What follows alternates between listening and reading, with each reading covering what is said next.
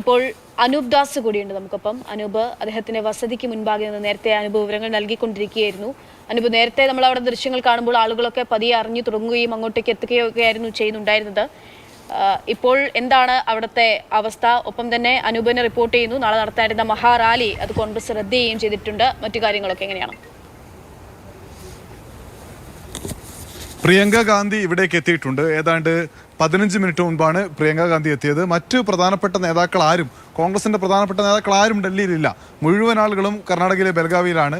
രാഹുൽ ഗാന്ധി ആണെങ്കിൽ, സോണിയാഗാന്ധി ആണെങ്കിൽ, KC വേണുഗോപാൽ ഉൾപ്പെടെയുള്ള നേതാക്കളെല്ലാം അവരെല്ലാം ഡൽഹിയിലേക്ക് തിരിക്കുകയാണ്.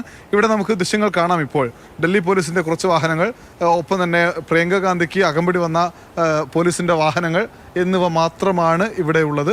അതിനപ്പുറത്തേക്ക് കൂടുതൽ കോൺഗ്രസ്, ഈ ഡൽഹിയിലുള്ള കുറച്ച് കോൺഗ്രസ് നേതാക്കൾ എത്തിയെന്നല്ലാതെ മറ്റാളുകളൊന്നും ഇവിടേക്ക് എത്തി തുടങ്ങിയിട്ടില്ല. കാരണം ഞാൻ നേരത്തെ സൂചിപ്പിച്ച പോലെ മുഴുവൻ കോൺഗ്രസിന്റെ രാജ്യത്താകമാനമുള്ള സംഘടനാ സംവിധാനമാകെ ഇപ്പോൾ ബെലഗാവിയിലാണ്.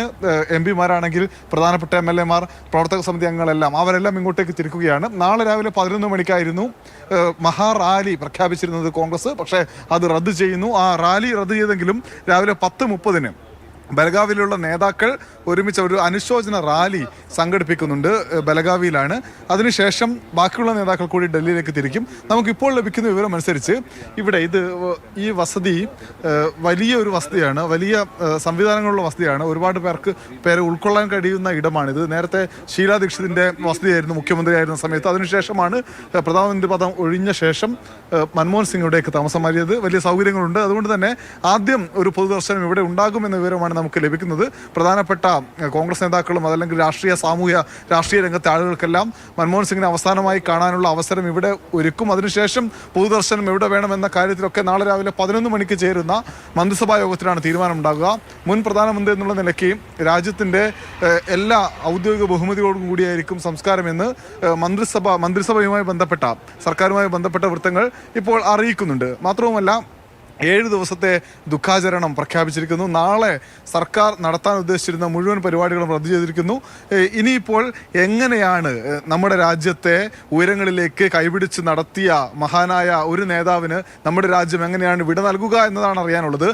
അത് രാവിലെ 11 മണിയോടുകൂടി ചേരുന്ന മന്ത്രിസഭാ യോഗത്തിൽ അന്തിമ തീരുമാനത്തിലേക്ക് എത്തും. എന്തായാലും മൻമോഹൻ സിംഗിനെ പറ്റിയ അവസാന നിമിഷം, അദ്ദേഹത്തിന്റെ അവസാന യാത്രയ്ക്ക് തൊട്ടു മുൻപായി പറയുമ്പോൾ പറയേണ്ട ഏറ്റവും പ്രധാനപ്പെട്ട ഒരു കാര്യമുണ്ട്. അദ്ദേഹം കഴിഞ്ഞ കുറച്ച് മാസമായി തന്നെ അസുഖബാധിതനായിരുന്നു. പക്ഷേ കഴിഞ്ഞ ഒരു വർഷം, ഒരു 5-8 മാസം മുൻപ് രാജ്യസഭ ചേർന്നപ്പോൾ അദ്ദേഹത്തിന്റെ അവസാന സെഷന്റെ സമയത്ത് തന്നെ അദ്ദേഹം വീൽ ചെയറിൽ ഒരു തവണ സഭയിലേക്ക് എത്തിയത് ഡൽഹി ഓർഡിനൻസിനെതിരെ വോട്ട് ചെയ്യാൻ വേണ്ടിയായിരുന്നു. അതായത് ഡൽഹി ഓർഡിനൻസ് ജനാധിപത്യത്തെ കശാപ്പ് ചെയ്യാനുള്ള കേന്ദ്ര സർക്കാരിന്റെ നടപടിയാണ്. അതിനെതിരെ വോട്ട് ചെയ്ത പക്ഷേ വിജയിക്കാൻ കഴിയില്ലായിരിക്കും ഇന്ത്യ സഖ്യത്തിന്, പക്ഷേ എൻ്റെ വോട്ട് അവിടെ പ്രധാനമാണ് എന്ന് പറഞ്ഞ് മൻമോഹൻ സിംഗ് വീൽ ചെയറിൽ വന്ന് ഇരുന്ന് വോട്ട് രേഖപ്പെടുത്തിപ്പോയ ഒരു കാഴ്ചയുണ്ടായിരുന്നു. ഇന്ത്യൻ ജനാധിപത്യത്തിന്റെ സൗന്ദര്യമായിരുന്നു ആ കാഴ്ച. അതുകൂടി നമുക്ക് സമ്മാനിച്ചാണ് മൻമോഹൻ സിംഗ് നമ്മുടെ രാജ്യത്തോട്, നമ്മുടെ രാഷ്ട്രീയത്തോട്. അന്നേ ദിവസം ഡൽഹി ഓർഡിനൻസിനെതിരെ വന്ന് വോട്ട് ചെയ്ത് മടങ്ങുന്ന മൻമോഹൻ സിംഗിന്റെ ആ ദൃശ്യങ്ങൾ കൂടിയാണ് നമ്മളിപ്പോൾ സ്ക്രീനിൽ കാണുന്നത്. 91 മുതൽ 2024 വരെ അദ്ദേഹം തുടർച്ചയായിട്ട് രാജ്യസഭാംഗമായി അതിന്റെ ഭാഗമായി തുടർന്നിരുന്നു. ഈ ഏപ്രിലാണ് അദ്ദേഹം 33 വർഷം ഒടുവിൽ അതിൽ നിന്നൊക്കെ മാറുന്ന കാഴ്ച ഉണ്ടാകുന്നത്. അന്നാണ് ഈ ഡൽഹി ഓർഡിനൻസിനെതിരായിട്ടുള്ള വോട്ട് രേഖപ്പെടുത്താനായി സഭയിലേക്ക് എത്തിയിട്ടുള്ള മൻമോഹൻ സിംഗിന്റെ, മുൻ ഇന്ത്യൻ പ്രധാനമന്ത്രിയുടെ ദൃശ്യങ്ങളാണ് നമ്മൾ കാണുന്നത്. അനൂപ് സൂചിപ്പിച്ചതുപോലെ തന്നെ ഓരോ വോട്ടിനും, സഭയിലാണെങ്കിലും എവിടെയാണെങ്കിലും ഓരോ വോട്ടിന് എത്രമേൽ പ്രാധാന്യമുണ്ട്, എത്രമേൽ മൂല്യമേറിയതാണ് ഇന്ത്യൻ ജനാധിപത്യത്തിൽ എന്ന് സൂചിപ്പിക്കുന്ന, ഇന്ത്യൻ ജനാധിപത്യത്തിന്റെ മനോഹാരിത, സൗന്ദര്യം വിളിച്ചോതുന്ന ഒരു ദൃശ്യം കൂടിയാണ് നമ്മളിപ്പോൾ സ്ക്രീനിൽ കാണുന്നത്.